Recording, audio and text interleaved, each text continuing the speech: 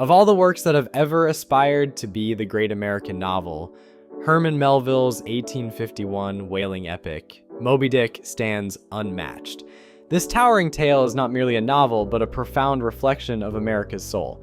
Melville, a literary giant akin to Shakespeare or Dostoevsky, was a visionary who exposed his nation's hubris, violence, and moral contradictions with unflinching clarity. Even if you've never read its pages, the story is likely familiar. A doomed whaling ship, the Pequod, led by the obsessive captain Ahab, chases the white whale Moby Dick across the seas. The beast took Ahab's leg, leaving him scarred and consumed by a fiery need for vengeance. His relentless pursuit costs him his crew, his ship, and ultimately his life. None survived the cursed voyage. Reducing Moby Dick to a cautionary tale about revenge's dangers is like saying Dr. Strangelove is just about the perils of nuclear war. While true, such a summary misses the deeper truths these works unveil. Mr. President, we must not allow a mineshaft gap, rings out in Kubrick's satire, hinting at absurdity beyond the surface. Similarly, Moby Dick is a cipher, a skeleton key, unlocking the history of the United States and 3 centuries of Western industrial capitalism. Consider its central focus, whaling. In 1851, whale oil was the world's primary fuel, not gasoline. It powered homes and industries, much as coal and crude oil would drive the 20th century. Whales were hunted globally for their blubber, meat, bones, and skins, but their oil was the prize fueling the economic engines of the 17th and 18th centuries. In the novel, America comes alive through the Pequod, named for the Pequot tribe, nearly wiped out by Puritan settlers in the 1630s, paving the way for Connecticut. The ship's 30-man crew, a diverse mix of races, religions, and ideologies, mirrors the 30 states of the Union at the time, half still shackled to slavery. Despite tensions over identity and status, this motley crew functions, reflecting America's fragile unity, yet darkness is never far off. Ahab's quest becomes a profane ritual, a black mass against nature itself.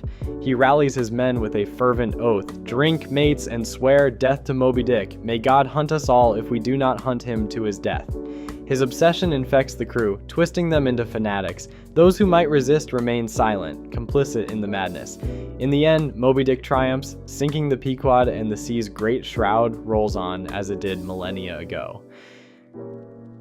Today, Moby Dick is hailed as a masterpiece, but it wasn't always so. Early reviews were mixed, with critics decrying Melville's dense, wandering prose. Only about 3,000 copies sold during his lifetime. The first edition lacked the epilogue revealing Ishmael's survival, and British publishers censored parts, forcing last-minute rewrites. Yet, its power transcends its plot, touching universal human truths. It speaks of America, of war and violence, of our drive to conquer what ultimately destroys us. This theme resonates in a modern gaming masterpiece, whose foresight we're only now beginning to grasp. As I write this, nearly 10 years have passed since Metal Gear Solid 5: The Phantom Pain MGSV was released. This game holds a special place for me. It inspired my first analysis video, and the Metal Gear series fueled my passion for game critique. Even now, MGSV stands above its peers, including MGS3, with gameplay that remains unmatched. Its stealth action sandbox offers near infinite flexibility and replayability, as captivating today as in 2015. Beyond mechanics, MGSV's storytelling is executed with remarkable confidence. The intrusive codec calls of earlier games are gone, replaced by optional cassette tapes you can listen to at your own pace. Cutscenes are fewer but more impactful, their cinematic craft, sharp visuals, and deft pacing, rivaling anything in gaming. Now go, let the legend come back to life, they urge, with a flair few titles match. Yet, MGSV's legacy is tangled in controversy. The excision of Episode 51 and Hideo Kojima's departure from Konami sparked a narrative of an incomplete game. Fans lamented that Konami's greed forced Kojima to gut his vision, leaving a hollow product. What happened to Metal Gear Solid 5? Became a rallying cry, a meme that took root, but Kojima has since countered this in interviews, insisting MGSV is a finished work, story and all, as he envisioned. This raises profound questions about artistic integrity and what it means to call a work incomplete. By that logic, Metal Gear Solid 2, MGS2, is a failure too. Bosses were cut, the second half rushed, and its ending altered post 9/11, with scenes of the Statue of Liberty's destruction and Battery Park's ruin scrapped for sensitivity. MGS2 was once reviled for swapping Gritty Snake for Fragile Raiden, a move fans despised. It took a decade for its prescience, predicting our digital dystopia, to shine through. Trivial information accumulates every second, preserved in all its triteness, that's slowing social progress. MGSV faces a similar arc. I began with Moby Dick not just for its obvious parallels. Kojima leaned into them, from the Moby Dick Studios E3 tease to in-game references, but because both works probe the hidden forces shaping our world. Each reflects its era with eerie clarity, and MGSV, like MGS2, inverts the series' tropes into a darker, more piercing narrative. MGSV is a tapestry of duality, woven with mirrors in its imagery, dialogue, and very structure, reflecting a fractured reality that challenges the player's sense of self and truth. This theme of reflections permeates every facet of the game, echoing the narrative sleight of hand found in Metal Gear Solid 2, MGS2, while carving its own path through a darker, more introspective lens. The game's framework is itself a mirror. Ground Zeroes, the standalone prologue, and the Phantom Pain, the main act, parallel MGS2's tanker and plant chapters. This division isn't mere happenstance, it's a deliberate echo, a structural nod to the series' history of subverting expectations. While Konami's decision to split Ground Zeroes was likely a financial move to offset development costs, it amplifies the thematic weight, creating a bifurcated narrative that mirrors the player's journey from certainty to disorientation. The story opens with Big Boss, known as Naked Snake, infiltrating a US-run prison camp in Cuba. A legendary super soldier, he's been betrayed by his nation, embittered by how governments discard their warriors. This betrayal led him to form Militaires Sans Frontières, MSF, a private military force serving the highest bidder. His mission in Ground Zeroes, rescuing comrades, unravels as a trap, luring him away from Mother Base so the Patriots, a shadowy, deep state force, can obliterate it. The attack leaves Snake in a 9-year coma, his body shattered, embedded with 108 pieces of shrapnel, including a horn-like shard jutting from his forehead. This number, 108, carries weight across Hinduism, Buddhism, Zen, and Jainism, symbolizing the impurities and imperfections humans must confront to achieve enlightenment, a subtle hint at the spiritual undertones of Snake's journey. Awakening in 1984, a year heavy with Orwellian echoes, Snake embraces his darker self, reborn as Venom Snake.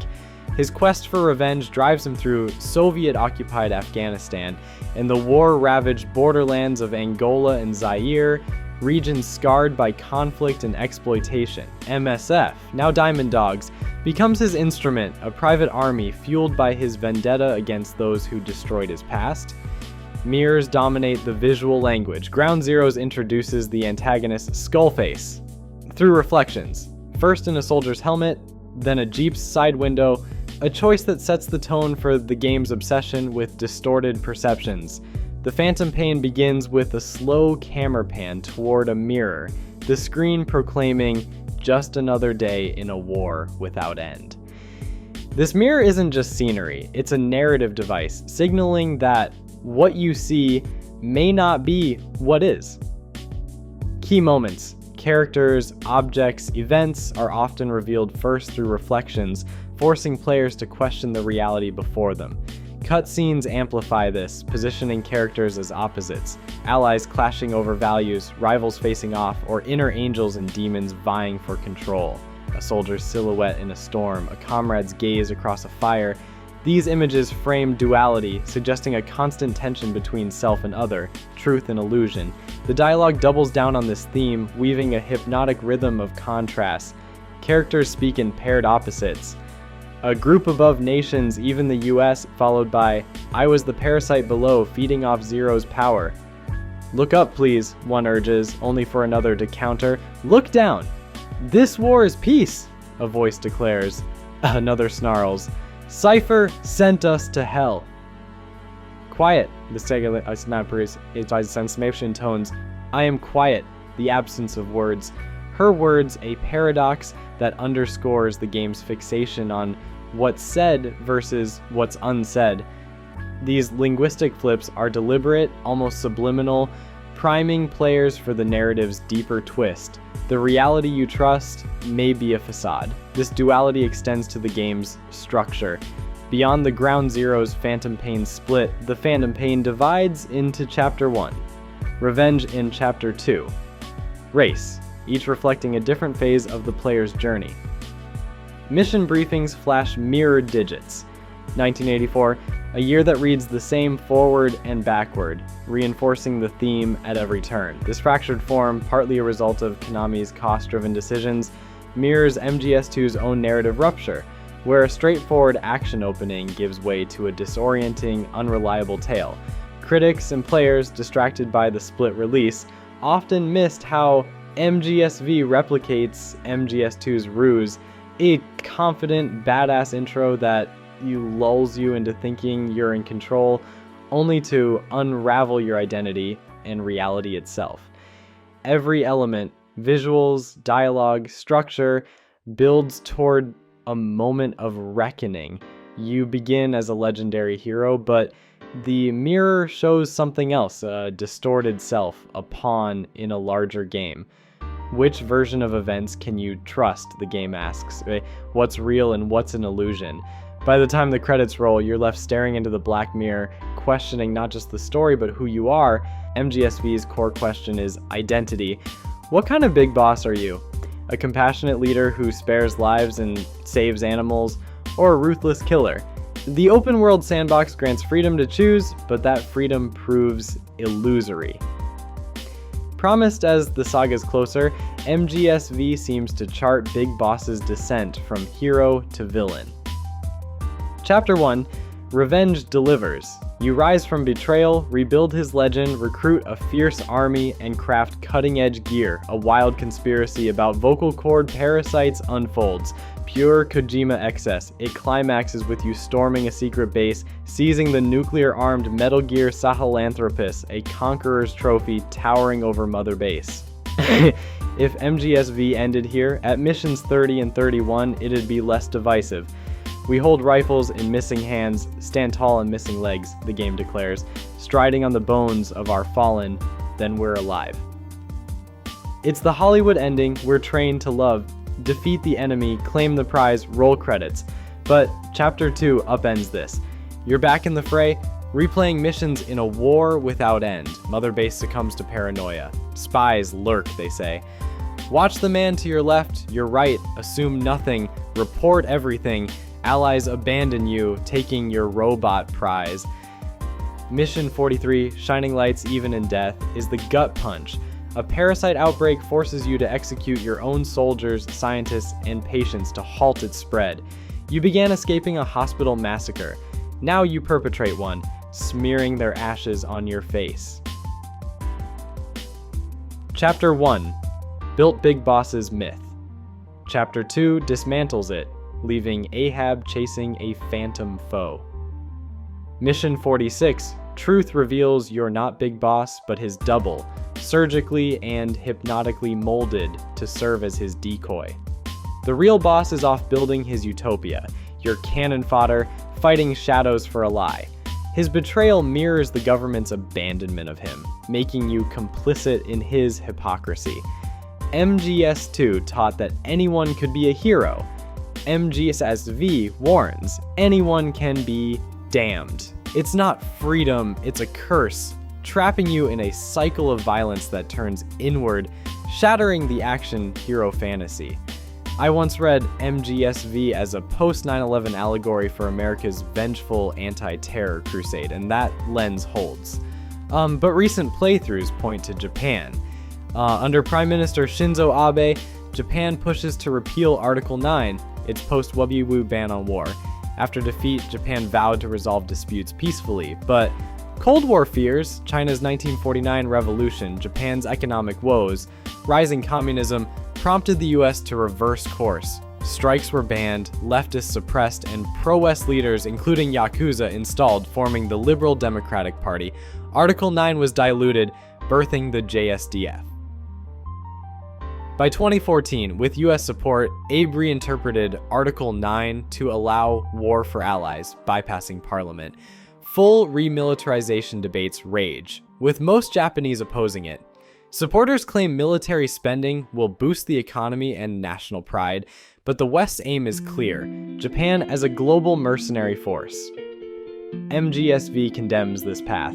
Set in conflict zones like Cuba, Afghanistan, and Africa, scarred by proxy wars and colonial greed, it shows war's cost. When war is a nation's creed, it warns, hatred returns home.